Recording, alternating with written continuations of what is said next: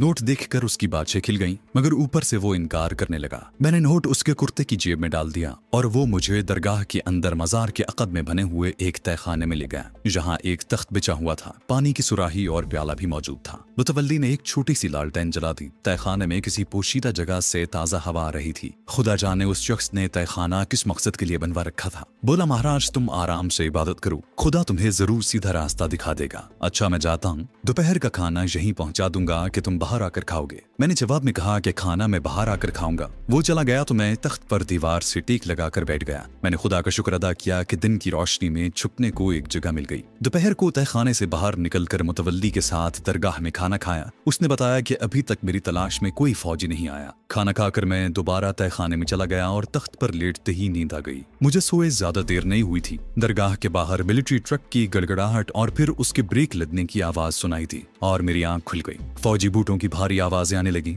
फिर आदमियों के बोलने की आवाजें आईं। मुझे कुछ पता नहीं चल रहा था कि वो लोग क्या बातें कर रहे हैं। एहतियातन मैं तख्त से उठकर तहखाने के दरवाजे के पहलू में दीवार से लगकर तैयार खड़ा हो गया कि अगर कोई फौजी अंदर आया तो कम से कम एक दो को तो मार ही दूंगा। मेरे कान ऊपर लगे हुए थे। फौजी बूटों की आवाज दरगाह के अंदर तक आ गई। फौजी मेरी खोज में शायद दरगाह के बरामदे तक आ गए थे। फिर कदमों की आवाज दूर होती चली गई। ट्रक का दरवाजा जोर से बंद होने की आवाज आई। फिर इंजन गरजा और उसका शोर आहिस्ता आहिस्ता दूर होकर खत्म हो गया। मैंने खुदा का शुक्र अदा किया। दिल में मुतवल्ली का भी ममनून हुआ। कोई 10 घंटे बाद तहखाने की सीढ़ियों पर कदमों की चाप सुनाई थी। फिर दरवाजे पर किसी ने मखसूस दस्तक दी। मैंने उठकर दरवाजा खोला। मेरे सामने मुतवल्ली अशरफ खड़ा था। वो तख्त पर आकर बैठ गया। मैंने बेताबी से पूछा, वो चले गए? उसने मेरे कांधे पर हाथ रखा और बोला, तुमने अपने बारे में आते ही मुझे क्यों न बता दिया? मैंने अनजान बनकर पूछा कि वो क्या कह रहे थे। मैं क्या बताता उसे? मुतवल्ली ने अपने लंबे कुर्ते से तह किया हुआ हिंदी अखबार निकाल कर खोला और वो सफा मेरे आगे रख दिया जहां मेरी तस्वीर और खबर छपी थी। अब उससे कुछ छुपाने का फायदा नहीं था।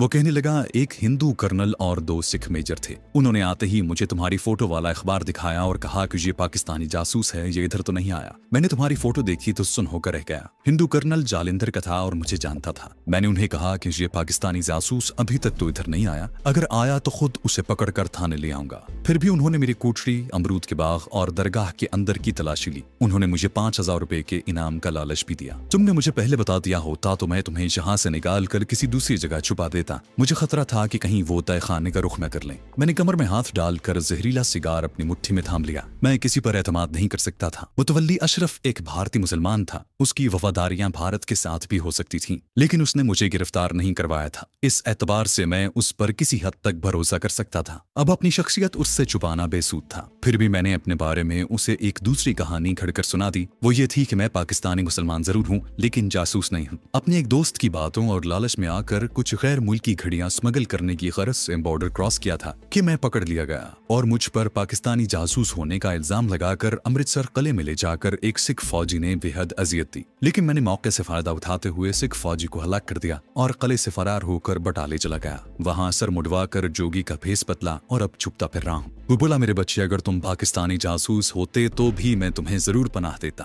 पाकिस्तान इस्लाम का तला है। हमें पाकिस्तान और इस्लाम से वालिहाना मोहब्बत है। इस्लाम और पाकिस्तान के लिए हम अपनी जान भी कुर्बान कर सकते हैं। जहरीले सिगार पर मेरी गिरफ्त नरम पड़ गई। मैंने जेब से हाथ निकाल लिया। अब मुझे यहाँ से निकल जाना चाहिए। मैंने कहा, रात के अंधेरे में तुम निकले भी तो पकड़े जाओगे। फौजी इर्द गिर्द के इलाके में फैल गए हैं, वो तुम्हें इस भेस में भी पहचान लेंगे। मैंने पूछा, फिर मुझे क्या करना चाहिए? वो बोला, ये रात तो यहीं गुजारो, मैं कुछ सोचता हूँ। मैं तुम्हारे पास बार बार भी नहीं आ सकता। हो सकता है मिलिट्री का कोई सादा लिबास वाला दरगाह के करीब मेरी निगरानी कर रहा हो। रात को वो आया तो मुझे 2 रोटियां और थोड़ा सा अचार देकर फौरन ही वापस चला गया। मैंने रोटी खाकर पानी पिया और तख्त पर लेट गया। अब मुतवल्ली ने बाहर से दरवाजे पर ताला भी डाल दिया था। मैंने लालटेन बुझा दी और सोने की कोशिश में आंखें बंद कर ली, लेकिन नींद भी नहीं आ रही थी। तरह तरह के ख्याल सता रहे थे। अचानक ऊपर से भक्ति गीत गाने की आवाज आने लगी। अव्वल अल्लाह नूर उपाय, कुदरत दे सब बंदे। रात की गहरी खामोशी में ये आवाज बड़ी पुरसोज लग रही थी। शायद कोई अकीदतमंद दरगाह के सामने बैठा गा रहा था। ये CID का आदमी भी हो सकता था। मैं उठ बैठा। कुछ देर बाद आवाज आना बंद हो गई और सन्नाटा छा गया। किसी वक्त दूर से किसी ट्रक या लारी के गुजरने की मध्यम सी आवाज भी आ जाती। मैं दोबारा सोने की कोशिश करने लगा। शुरू में तो नींद ना आई, फिर मेरी पलकें अपने आप बोझल होने लगी। लेकिन ऐन उसी वक्त तहखाने की तारीकी में सब्ज रोशनी का धीमा सा गुबार फैलने लगा। मैं हड़बड़ा कर उठ बैठा। रोशनी का रंग हल्का सा सा था और वो तहखाने के एक कोने से फैलती हुई महसूस हो रही थी। मैं उठकर उस कोने को टटोलने ही वाला था कि मुझे वहाँ एक सफेद पोश इंसानी हजूला सा दिखाई देने लगा। मैं अपनी जगह साकित रह गया। मुझे अपना आप पत्थर की तरह भारी लगने लगा। उसके सफेद बुर्राक लिबास से सब्ज रोशनी की किरणें फूट रही थी। अजीब बात थी कि मुझे खौफ की बजाय सुकून महसूस होने लगा। मेरा जिस्म हल्का फुल्का हो गया, लेकिन मुझ में बोलने की सकत नहीं थी। मेरे कानों तक धीमी मगर साफ सरगोशी पहुंचने लगी। इस्लाम की खिदमत के लिए, इस्लाम के कले पाकिस्तान की खिदमत के लिए तुमने जान की बाजी लगा रखी है। खुदा सब कुछ देख रहा है। तुम इस वक्त मसाइब के भंवर में फंस चुके हो। सिवाय अल्लाह की जात के कोई और तुम्हें इस मुश्किल से नहीं निकाल सकता। मैं खुदा के हुक्म से तुम्हारी मदद के लिए हाजिर हुआ हूँ। जब मैं चला जाऊं तो तुम्हें अपने गले में जंजीर से बंधा हुआ तांबे का एक तिकोना नक्श मिलेगा। दुश्मन तुम्हारे सामने हो तो कलमा तय्यबा पढ़कर उस नक्श पर निगाह डालते हुए अपने दुश्मन की तरफ देखना। फिर तुम अपने दिल में उस दुश्मन को जो हुक्म दोगे वो वही करेगा, और जब तक वो तुम्हारी निगाहों के सामने रहेगा वो तुम्हारा मोती होगा। इस नक्श को एक दिन में सिर्फ एक बार ही काम में ला सकोगे। इससे ज्यादा हम कायनात के अवामिल में दखल नहीं दे सकते। इस नक्श की हिफाजत करना। मुकद्दस सफेद पोश हजूला गायब हो गया तो सब्ज नूरानी रोशनी का गुबार भी सिमट कर निगाहों से ओझल हो गया।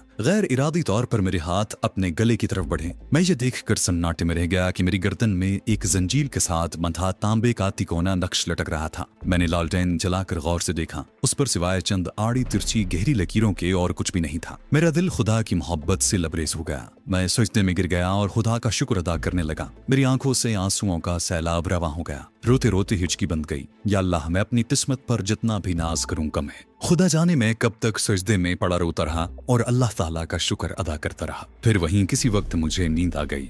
अगले रोज मेरी आंख उस वक्त खुली जब मुतवल्ली शाने से हिलाकर मुझे जगा रहा था। वो मेरे लिए चाय और डबल रोटी लाया था। वो कहने लगा रात एक सिख दरगाह के बाहर बैठकर भक्ति गीत गा रहा था। हो सकता है वो इंडियन CID का आदमी हो, मगर अब वो कहीं नजर नहीं आ रहा। तुम अभी यहीं रहो। वो खामोश हो गया। मैं अपने साथ उसे किसी मुसीबत में नहीं डालना चाहता था। मैंने उसे रात के वाक़े के बारे में कुछ न बताया। अपने गले का नक्श मैंने सब्ज चादर के अंदर छुपा रखा था। मैंने कहा, मैं आज यहाँ से जाना चाहता हूँ। बोला, तुम कहाँ जाओगे? दुश्मन ने जगह जगह जाल बिछा रखा है। अखबार में आज भी तुम्हारी तस्वीर छपी है। तुम्हारी गिरफ्तारी के लिए 5000 रुपए के इनाम का भी ऐलान किया गया है। मैंने सांस भरकर कहा, अल्लाह मालिक है। वो चाय की प्याली तख्त पर रखते हुए रुमाल से होंठ पूंछ कर बोला, अगर तुम किसी तरह छुपते छुपाते सरहंद शरीफ पहुंच जाओ तो वहां मुजद्दद साहब की दरगाह पर मेरा भाई गयास मुतवल्ली है। उसको जाकर मेरा नाम बताना, वो तुम्हें अपने पास छुपा लेगा। मेरा मिशन छुपे रहने का नहीं था, मुझे मैदान अमल में कूदना था। मैंने उसका दोबारा शुक्रिया अदा किया और कहा कि वो मेरे लिए बाजार से एक नया जोड़ा ला दे और प्रकाश चंद के नाम से किसी भी ट्रेन के फर्स्ट क्लास में जालंधर से दिल्ली तक एक सीट रिजर्व करवा दे। वो रजामंद हो गया। मैंने कुछ रकम उसे दे दी। दोपहर को वो वापस आया तो खद्दर के थैले में मेरा सामान ले आया था। फिर उसने जेब से एक टिकट निकाल कर मुझे दिया और बोला, ये फ्रंटियर मेल का टिकट है। गाड़ी रात के 9:15 बजे जालंधर पहुंचती है। मैंने कहा, फिक्र न करो, मैं खुद ही रेलवे स्टेशन पहुंच जाऊंगा। मैंने लिबास तब्दील कर लिया। रात 8:45 बजे उसने एक साइकिल रिक्शा लाकर दरगाह के पिछवाड़े खड़ा कर दिया और मुझे तहखाने से निकाला और मुझसे गले मिला तो रिंधी हुई आवाज में बोला, बेटा, मैं तुम्हारी इससे ज्यादा खिदमत करना चाहता था, मगर हम मुसलमान जहां मजबूर हैं। मैंने उसका हाथ थाम कर दिली शुक्रिया अदा किया और रिक्शे में बैठकर मुतवल्ली ने रिक्शे वाले सिख से कहा, सरदार जी, लाला जी को स्टेशन पर पहुंचा दो। कांग्रेस के बड़े मशहूर लीडर हैं। रिक्शा शुरू रात की तारीकी में जालंधर रेलवे स्टेशन की तरफ चल पड़ा। 15-20 मिनट बाद दूर से रेलवे स्टेशन की रोशनियां नजर आने लगी। रेलवे स्टेशन पहुंचा तो वहां काफी रौनक थी, लेकिन मिलिट्री पुलिस का कोई आदमी नहीं था। गेट पर सिख टिकट चेकर खड़ा टिकट देख रहा था। मैंने टिकट दिखाया तो उसने टिकट मार्क करके टिकट मेरे हवाले कर दिया और बोला, महाराज, गाड़ी 20 मिनट लेट होगी। मैंने कहा, कोई बात नहीं सरदार जी, आपका धन्यवाद, और मैं प्लेटफॉर्म पर आ गया। वेटिंग रूम की तरफ बढ़ा ही था कि वेटिंग रूम के बाहर मिलिट्री पुलिस के 2 सिपाही खड़े बातें कर रहे थे। मैं सुकून से उनके करीब से गुजरकर वेटिंग रूम में दाखिल हो गया। कोने वाली एक कुर्सी पर बैठ गया और मेज से अंग्रेजी का अखबार उठाकर अपने चेहरे के आगे कर लिया। उसी सफ़े पर मेरी तस्वीर छपी थी और 5000 रुपए का इनाम का ऐलान था। कमबख्त गाड़ी को भी आज लेट होना था। खुदा खुदा करके 9:30 बजे प्लेटफॉर्म पर उलियों की भाग दौड़ की आवाजें आने लगी। मुसाफिर सामान उठाकर बाहर निकलना शुरू हो गए। मैं भी प्लेटफॉर्म पर निकल आया। ट्रेन आ गई। फर्स्ट क्लास के तीसरे कंपार्टमेंट के बाहर मेरे नाम की चिट लगी हुई थी। ये 2 सीटों वाला कूपे था। दूसरी सीट खुशकिस्मती से खाली थी। मैं डिब्बे में घुसकर सीधा बाथरूम में चला गया और मुंह हाथ धोना शुरू कर दिया। 15 मिनट बाद गाड़ी ने विसल दिया तो मैं बाथरूम से निकलकर अपनी सीट पर बैठ गया। गार्ड ने सीटी बजाई और गाड़ी चलती। मैं खिड़की के शीशे में से जालिंधर शहर की कोठियों और मकानों की रोशनियों को तेजी से पीछे जाते हुए देखने लगा। गाड़ी लुधियाने के स्टेशन पर रुकी तो डिब्बे में एक मोटा ताजा लाला हाँफता हुआ दाखिल हुआ। कुली उसका सामान रखने लगा। लाला ने धोती कुर्ता पहन रखा था। उसने लड़ झगड़ कर कुली को रुखसत किया और राम राम करता अपनी सीट पर बराजमान हो गया। बोला, महाराज आप कहाँ जा रहे हैं? मैं तो दिल्ली जा रहा हूँ। ये कुली तो लूटते हैं मुसाफिरों को। बहुत जल्द मुझे एहसास हो गया कि इस हिंदू लाले ने अखबार में मेरी तस्वीर नहीं देखी। वो दिल्ली में कपड़े का कारोबार करता था। देर तक बोलता रहा, फिर सीट पर दराज हो गया। थोड़ी देर बाद उसके खर्राटे गूंजने लगे। ट्रेन स्टेशन पर स्टेशन छोड़ती भागी चली जा रही थी। अंबाला गुजर गया। मेरठ छावनी पर मैं चौकन्ना हो गया। हिंदू लाले ने खिड़की खोलकर बाहर के छाबड़ी वाले को आवाज दी और उससे कचोरियां लेकर खाने लगा। बड़े करबामेज इंतजार के बाद गाड़ी मेरठ छावनी से रवाना हुई। दिल्ली के करीब करीब पौ फटने लगी। मोटा लाला अभी तक खराटे ले रहा था। दिल्ली आया तो दिन काफी निकल आया था। एक बार फिर मैं भारत के दारुल हुकूमत में दाखिल हो रहा था, जहां से मैं जान बचाकर बड़ी मुश्किल से भागा था। ट्रेन प्लेटफॉर्म पर रुकी तो मैं मुसाफिरों के हुजूम में घुस गया और गेट की तरफ बढ़ने लगा, जहां लोगों का काफी रश था। गेट से निकलकर लॉबी में से गुजर रहा था कि मेरी निगाह सुतून के पास खड़े कमीज पतलून वाले एक दुबले पतले आदमी पर पड़ी। वो शक्ल ही से सीआईडी का आदमी लगता था। मैं सुकून से चलता गया। अभी मैं लॉबी की सीढ़ी से दूर ही था कि पीछे से किसी ने मेरे कांधे पर हाथ रखकर कहा,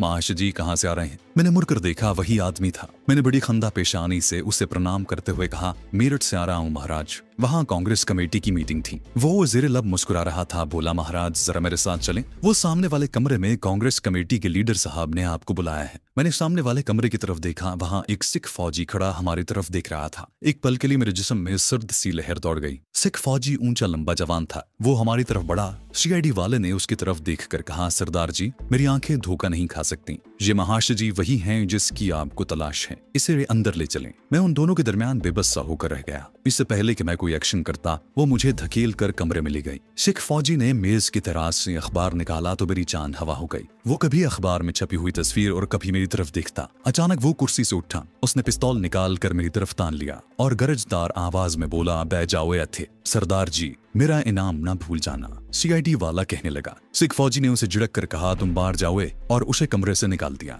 फिर मेरी तरफ घूरते हुए रिसीवर उठाया और कोई नंबर मिलाने लगा। गले में पड़े हुए मुकद्दस नक्श को आजमाने का वक्त आ गया था, क्योंकि मैं जेब से जहरीला सिगार निकाल कर नहीं सुलगा सकता था। वक्त बहुत कम था। अगर उसने फोन पर कंपनी कमांडर को इत्तला कर दी तो फौज का पूरा दस्ता यहाँ आ जाएगा। मैंने बुजुर्ग की हिदायत के मुताबिक दिल ही दिल में कलमा तैयबा पढ़कर नक्श पर एक निगाह डाली। फिर सिख फौजी की तरफ देखने लगा। मैंने अपने सामने खड़े पिस्तौल वाले सिख फौजी की आंखों में आंखें डालकर ये फिक्रे दोहरा रहा था, मैं कांग्रेसी लीडर हूँ, तुम मुझे जानते हो, मुझे अपनी हिफाजत में जहाँ से निकालो। और नक्श के असर का इंतजार करने लगा। अचानक सिख फौजी के चेहरे पर तासुफ और मलाल का तासुर उभरा। उसने पिस्तौल मेज पर रख दिया और मेरा हाथ अपने हाथ में थाम कर बोला, महाशय जी मुझे क्षमा कर दें, मेरे आदमी से गलती हो गई है। भला आपको कौन नहीं जानता? दरअसल आपकी शक्ल उस पाकिस्तानी जासूस से बहुत मिलती है जिसकी हमें तलाश है। आइए मेरी गाड़ी आपको छोड़ आती है। मैं उसे अपनी नजरों से ओझल नहीं होने दे रहा था। वो मुझे साथ लेकर फौजी ऑफिस से बाहर आ गया। वो बड़े अदब और एहतराम के साथ मेरे हमरा चल रहा था।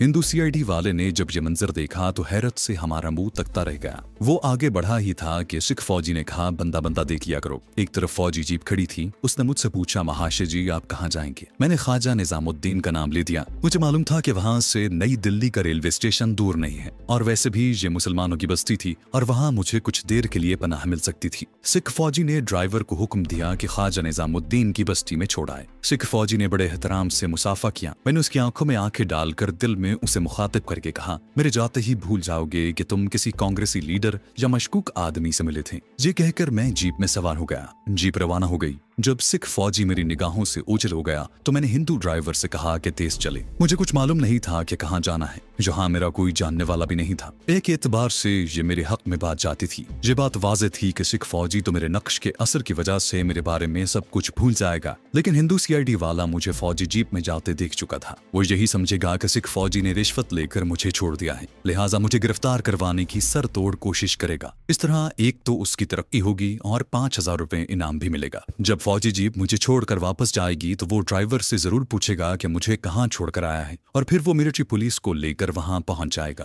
ये भी हो सकता था कि मुझे फौजी जीप में जाता देखकर उसने रेलवे स्टेशन से कोई करीबी फौजी दफ्तर में फोन कर दिया हूँ और सिपाही मेरी तलाश में निकल चुके हों। सूरत हाल खासी नाजुक थी। जीप बस्ती निजामुद्दीन में दाखिल हुई तो मैं ड्राइवर को गलत राह पर डालने के ख्याल से एक होटल के सामने उतर गया। उसे ये तासुर दिया कि मैं इसी होटल में मुकीम हूँ। जीप निगाहों से ओझल हुई तो मैंने एक रिक्शा लिया और उसे दरगाह हजरत निजामुद्दीन की तरफ चलने को कहा। उस वक्त सबसे बड़ा मसला मेरा कांग्रेसी लिबास था, जिससे जल्द अज जल्द निजात हासिल करने की जरूरत थी।